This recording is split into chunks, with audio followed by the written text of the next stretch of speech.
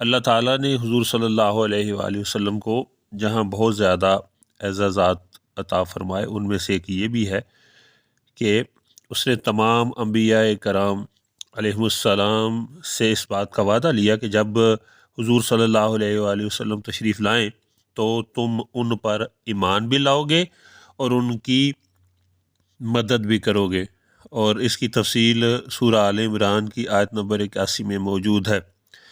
اجتماعی وعدہ جو لیا گیا اس کے ساتھ ساتھ حضرت سیدنا عیسیٰ علیہ السلام سے خصوصی عہد کا ذکر بھی روایت میں موجود ہے۔ سیدنا عبداللہ ابن عباس رضی اللہ تعالیٰ عنہ سے روایت ہے کہ اللہ تعالیٰ نے سیدنا عیسیٰ علیہ السلام کو وحی فرمائی اور فرمایا، اے عیسیٰ، نبی آخر الزمان صلی اللہ علیہ وآلہ وسلم پر ایمان لائیو اور اپنی امت کو حکم دیجئے کہ جو ان کا زمانہ پائے ان پر ایمان لائے۔ اگر محمد صلی اللہ علیہ وآلہ وسلم نہ ہوتے تو میں آدم کو بھی پیدا نہ فرماتا، اور اگر محمد صلی اللہ علیہ وآلہ وسلم نہ ہوتے تو میں جنت و دوزخ کو بھی پیدا نہ فرماتا۔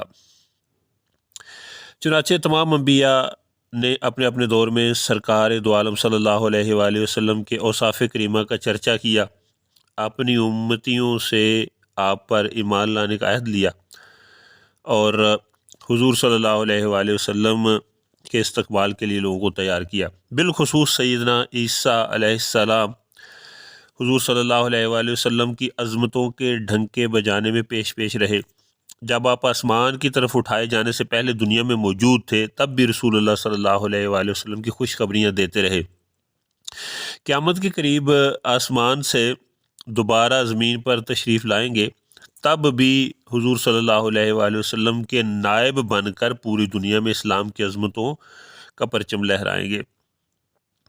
ہر سال جو 25 دسمبر کو دنیا بھر میں عیسائی کرسمس کے عنوان سے سیدنا عیسیٰ علیہ السلام کا جشن ولادت مناتے ہیں، اس میں بہت ساری چیزیں جو ہیں نا وہ کفری یا رسمیں بھی موجود ہیں، اور اس میں افسوس کے ساتھ یہ کہنا پڑتا ہے کہ بہت سارے مسلمان بھی اس میں جو ہے نا وہ رواداری کی بنیاد پہ شامل ہو جاتے ہیں اور عیسائیوں کو مبارکباد دیتے ہیں۔ تو ہم ان ساری چیزوں کا جو ہے نا وہ تفصیل کے ساتھ جائزہ لیتے ہیں کہ حقیقت ہے کیا اور ہم لوگ کہاں پہ بھٹک رہے ہیں۔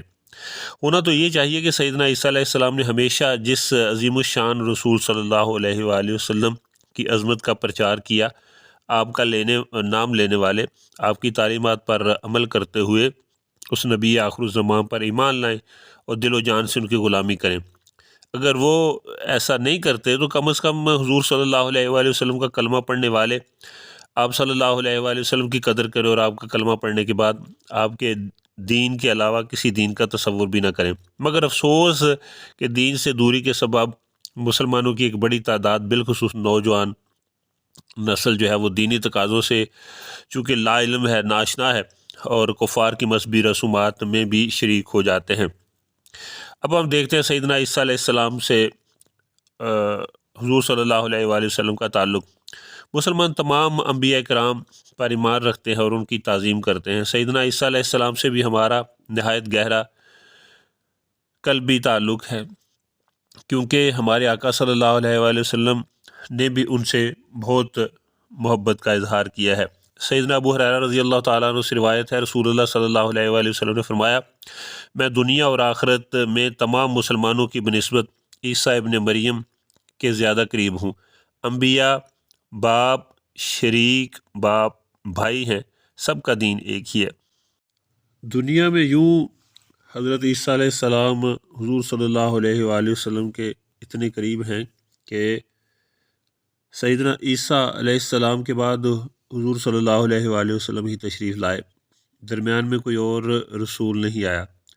انہوں نے آپ صلی اللہ علیہ وآلہ وسلم کی خوشخبریاں سنائیں، پھر قیامت کے قریب دوبارہ زمین پر آپ تشریف لائیں گے اور حضور صلی اللہ علیہ وآلہ وسلم کے نائب بن کر آپ کے دین کو سر بلند کریں گے، اور وفات کے بعد آپ صلی اللہ علیہ وآلہ وسلم کے روضہ اقدس میں دفن ہوں گے، اور آخرت میں اس طرح قریب ہوں گے کہ میدان حشر میں سیدنا عیسیٰ علیہ السلام ہی لوگوں کو رسول اللہ صلی اللہ علیہ وآلہ وسلم کی بارگاہ میں شفاعت کی التجا کے لیے بھیجیں گے۔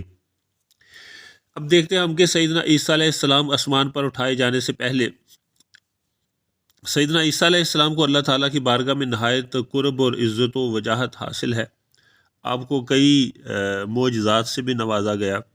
قرآن مجید میں ہے کہ آپ مٹی کے پرندے بنا کر ان میں پھونک مارتے تو وہ اللہ تعالیٰ کے حکم سے جاندار ہو کر اڑنے لگتے۔ آپ کی دعا سے پیدائشی نابینا کو آنکھیں مل جاتی اور کوڑ کے بیمار بھی شفا یاب ہو جاتے۔ آپ اللہ تعالیٰ کے حکم سے مردوں کو زندہ کر دیتے تھے اور لوگوں کو بتاتے تھے کہ انہوں نے کیا کھایا ہے اور گھروں میں کیا چھپا رکھا ہے۔ آپ کی ولادت بھی قدرت الہیہ کی عظیم نشانی ہے۔ اب یہ والی بات جو ہے جس پہ ہم اب فوکس کرنے لگے ہیں وہ کہ کس طرح سے حضرت عیسیٰ علیہ السلام کی پیدائش ہوئی اور کس طرح سے لوگ کنفیوز کرتے ہیں کہ حضرت توبہ نعوذ باللہ کہ حضرت عیسیٰ علیہ السلام اللہ تعالیٰ کے بیٹے ہیں۔ اللہ کریم نے آپ کو بغیر باپ کے پیدا فرمایا اور آپ کا آسمانوں پر زندہ اٹھایا جانا بھی شان خداوندی کا ایک انوکھا اظہار ہے۔ رب کریم کے حکم سے جہاں آپ نے لوگوں کی توحید کی دعوت دی، لوگوں کو دعوت دی، وہاں حضور صلی اللہ علیہ وآلہ وسلم کی ولادت کی خوشخبریاں بھی عطا کی۔ اللہ تعالیٰ کا ارشاد ہوا، اور یاد کرو جب عیسیٰ ابن مریم نے کہا اے بنی اسرائیل میں تمہاری طرف اللہ کا رسول ہوں، اپنے سے پہلے ہی کتاب تورات کی تصدیق کرنے والا ہوں اور اس عظیم الشان رسول کی خوشخبری دیتا ہوں جو میرے بعد تشریف لائیں گے، ان کا نام احمد ہے۔ پھر جب وہ احمد ان کے پاس روشن نشانیاں لے کر تشریف لائے تو انہوں یعنی کافروں نے کہا یہ کھلا جادو ہے۔ سورہ صف کو پڑھ کے دیکھ لیجئے۔ اگرچہ عیسائیوں نے اللہ تعالیٰ کی نازل کردہ انجیل میں بہت سی تبدیلیاں کر دیں، اس کے باوجود اس تخریف شدہ انجیل میں بھی متعدد ایسی آیات موجود ہیں جن میں سرکار دو عالم صلی اللہ علیہ وآلہ وسلم کے تشریف لانے کی خوشخبری دی گئی ہے۔ صحابی رسول سیدنا ارباز بن ساریہ رضی اللہ تعالیٰ عنہ سے روایت ہے کہ میں نے رسول اللہ صلی اللہ علیہ وآلہ وسلم کو فرماتے ہوئے سنا، یعنی میں تمہیں بتاتا ہوں میری نبوت و عظمت کا اظہار کیسے ہوا۔ میرے جد امجد جناب ابراہیم علیہ السلام نے میرے بارے میں ہی دعا کی تھی اور جناب عیسیٰ علیہ السلام نے میری ہی خوشخبری سنائی تھی، اور میں ہی اپنی والدہ کا وہ نظارہ ہوں جو انہوں نے میری ولادت کے وقت دیکھا تھا کہ ان سے ایک نور نکلا جس سے ان کے لیے شام کے محلات روشن ہو گئے۔ سیدنا عیسیٰ علیہ السلام نے سرکار دو عالم صلی اللہ علیہ وآلہ وسلم کے اوصاف حمیدہ اتنے واضح طور پہ بیان کیے کہ جن خوش نصیبوں نے رسول اللہ صلی اللہ علیہ وآلہ وسلم کا زمانہ مبارک پایا اور ضدی نہیں تھے، انہیں آپ صلی اللہ علیہ وآلہ وسلم کو دیکھتے ہی بلکہ آپ کے بارے میں سنتے ہی یقین ہو گیا تھا کہ یہ آپ وہی عظیم الشان رسول ہیں جن کی سیدنا عیسیٰ علیہ السلام نے خوشخبری دی ہے۔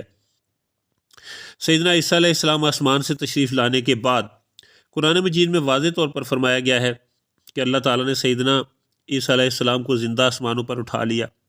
جو لوگ سمجھتے ہیں معاذ اللہ آپ کو سولی دی گئی، انہیں کچھ معلوم نہیں، وہ غلطی پر ہیں۔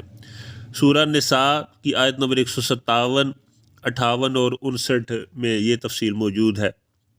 چنانچہ آپ اب بھی زندہ ہیں اور آسمانوں میں موجود ہیں۔ اب آپ کے بارے میں موت کا وعدہ پورا ہونا ابھی جو ہے نا وہ باقی ہے۔ تو یہاں پہ جو ہے نا یہ کرسچنز جو ہیں یہ یہاں پہ آ کے غلط فہمی کا شکار ہو جاتے ہیں۔ احادیث طیبہ سے معلوم ہوتا ہے کہ قیامت سے پہلے جب دجال پوری دنیا میں فتنہ پھیلانے کے لیے ملک شام پہنچے گا تو سیدنا عیسیٰ علیہ السلام نماز فجر کے وقت شام کے دارالحکومت دمشق کی جامع مسجد میں جو ہے وہ آسمان سے اتریں گے۔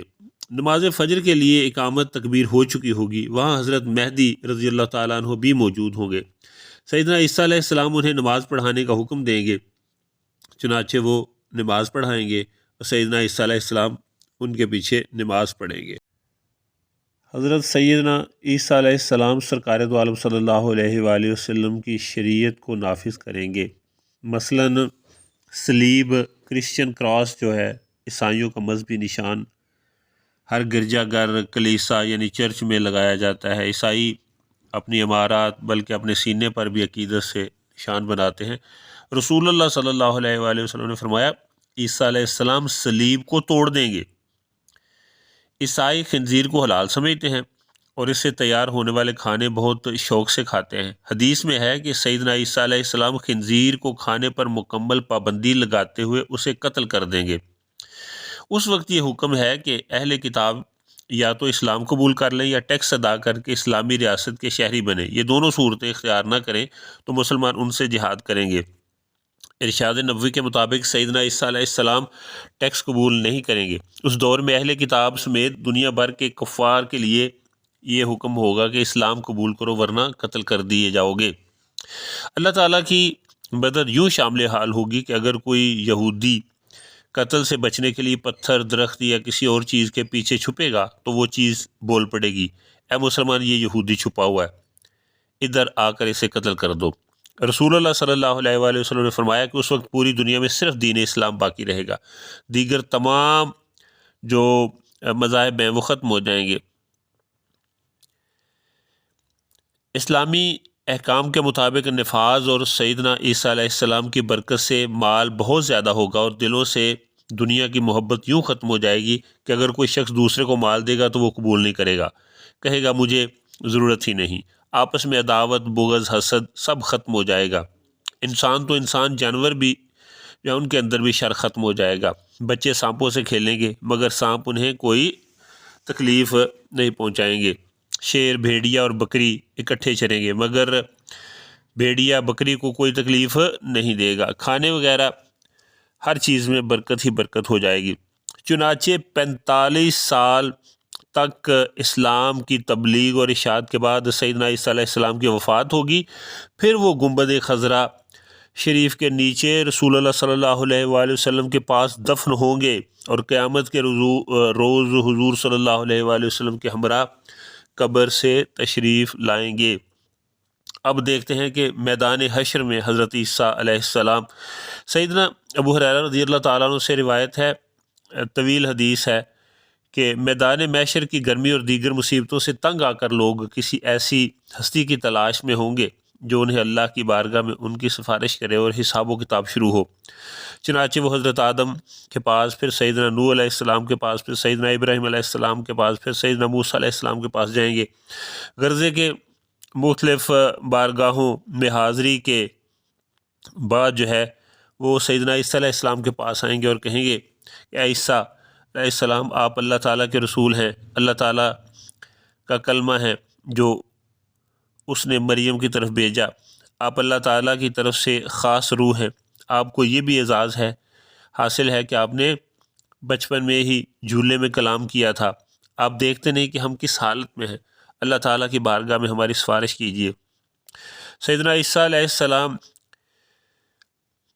جب وہ اللہ کے غضب کا تذکرہ کر کے فرمائیں گے کہ آج مجھے اپنی فکر ہے، مجھے بھی سفارش کی ضرورت ہے، کسی اور کے پاس جاؤ، خاتم النبیین صلی اللہ علیہ وآلہ وسلم کی بارگاہ میں پہنچو، آج صرف وہی شفاعت کریں گے۔ چنانچہ لوگ حضور صلی اللہ علیہ وآلہ وسلم کی بارگاہ میں حاضر ہوں گے اور وہاں پھر جو ہے وہ آپ کے فضائل و مناقبت بیان کر کے نہایت لجاجت کے ساتھ شفاعت کی التجا کریں گے۔ رسول اللہ صلی اللہ علیہ وسلم اللہ کے سامنے سجدہ ریز ہوں گے اور پھر شفاعت کریں گے اور رب تعالیٰ کمال کرم سے شفاعت کو قبول فرمائے گا۔ صحیح بخاری کی حدیث نمبر 4712 ہے۔ پھر میدان حشر میں ہر طرف رسول اللہ صلی اللہ علیہ وآلہ وسلم کی تعریفوں کے چرچے ہو جائیں گے۔ میدان محشر میں نبی کریم صلی اللہ علیہ وآلہ وسلم کے پاس حاضر ہونے کا مشورہ حضرت عیسیٰ علیہ السلام ہی دیں گے۔ اب ہم دیکھتے ہیں کرسمس کا آغاز کب ہوا اور اس میں شرکت کرنا کیسا ہے۔ سیدنا عیسیٰ علیہ السلام کی ولادت کس تاریخ کو ہوئی، اس حوالے سے قرآن اور سنت میں کوئی تصریح نہیں ہے، بلکہ عیسائیوں کے پاس موجود جو کتابیں ہیں ان میں بھی تاریخ ولادت کی کوئی تعین نہیں کیا گیا ہے۔ آپ کی ولادت کے صدیوں بعد عیسائیوں نے خود ہی یہ طے کر لیا کہ آپ کی پیدائش کے حوالے سے 25 دسمبر کو جشن منایا جائے گا۔ اب دنیا بھر میں عیسائی جو ہیں وہ 25 دسمبر کو کرسمس کے نام سے سیدنا عیسیٰ علیہ السلام کا یوم ولادت مناتے ہیں اور بہت ساری فضول اور کفریہ رسمیں بھی پوری کرتے ہیں۔ اب کرسمس کی مبارکباد دینا کیسا ہے؟ کرسمس کی مبارکباد دینا اور کیک وغیرہ جو کاٹا جاتا ہے اس کی شرعی حیثیت جو ہے اس کو دیکھا جائے تو مبارکباد کے الفاظ پر غور کیجئے کہ یہ برکت کی دعا ہے۔ اب اپنے ضمیر سے آپ پوچھئے کہ کیا ضمیر آپ کا گوارا کرتا ہے کہ ہم کافر سے کہیں اللہ تجھے برکت دے اور بھلائی دے۔ اگر کوئی مسلمان جائز طریقے سے کسی عیسائی کے سامنے سیدنا عیسیٰ علیہ السلام کی پیدائش پر خوشی کا اظہار کرے اور عیسائیوں کے اس تہوار کی تعظیم ہرگز مقصود نہ ہو تو کسی حد تک جائز ہے، لیکن ان کی عبادت گاہوں میں جانا، مذہبی رسوم میں شامل ہونا یہ حرام ہے۔ کفار سے اعراض کا ہمیں حکم دیا گیا ہے۔ بے دینوں کے پاس بیٹھنے سے متعلق ارشاد خداوندی ہے، سورہ الانعام کی آیت نمبر 68، اے سننے والے، جب تو ان لوگوں کو دیکھے جو ہماری آیتوں میں بیہودہ گفتگو کرتے ہیں تو ان سے منہ پھیر لے جب تک وہ کسی اور بات پہ مشغول نہ ہو جائیں، اور اگر شیطان تمہیں بھلا دے تو یاد آنے کے بعد ظالموں کے پاس نہ بیٹھو۔ سیدنا عبداللہ بن مسعود رضی اللہ تعالیٰ عنہ رسول اللہ صلی اللہ علیہ وآلہ وسلم سے روایت کرتے ہیں کہ جو کسی قوم کا مجمع بڑھائے وہ انہی میں سے ہے، اور جو کسی قوم کے عمل کو پسند کرے وہ ان کے عمل میں شریک ہے۔ رسول اللہ صلی اللہ علیہ وآلہ وسلم غزوہ تبوک کے لیے تشریف لے جاتے ہوئے مقام ہجر سے گزرے۔ یہ وہی جگہ ہے جہاں سیدنا صالح علیہ السلام کی قوم سمود کو اپنے نبی کی نافرمانی کے سبب تباہ کر دیا گیا تھا۔ حضرت سیدنا عبداللہ بن عمر رضی اللہ تعالیٰ عنہ فرماتے ہیں، جب اس مقام پر پہنچے تو رسول اللہ صلی اللہ علیہ وآلہ وسلم نے فرمایا، اپنی جانوں پر ظلم کرنے والوں کی بستی سے روتے ہوئے ہی گزرنا، اس خوف سے کہ تمہیں بھی وہ عذاب پہنچے جو انہیں پہنچا۔ پھر آپ نے اپنا سر انور جھکا لیا اور رفتار تیز فرما کر اس علاقے کو طے کیا۔ صحیح بخاری کی حدیث نمبر 3381 ہے۔